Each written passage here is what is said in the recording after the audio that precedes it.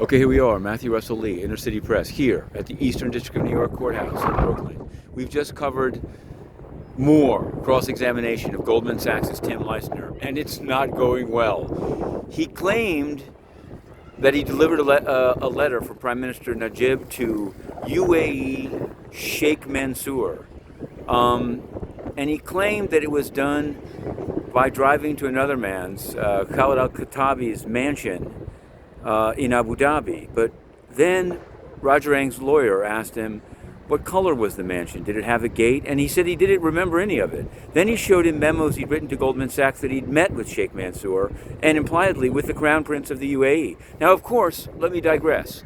The UAE was deeply involved in this scandal, and it's something we're going to ramp up our coverage of, particularly while the United Arab Emirates is the president of the UN Security Council. You see, we've written to the mission. We've written to the mission asking to ask questions, asking to be treated just like Zinwa, just like retirees, and they refuse to answer. Well, we're going to ramp it up because the level of corruption of the 1MBD scandal and the United Arab Emirates is extreme. We've already covered the UN taking money from Jolo and refusing to answer where it went, but the money involved in the UAE is our next topic. In any event, there was also a dinner. He nailed them down, Roger Ang's lawyer did, on matters large and small. He claimed that he had a dinner in the Chinatown of London with Jolo, Roger Ang, and I guess Jasmine Liu, and that after the dinner, they walked back to their hotel talking about bribes. There's only one problem.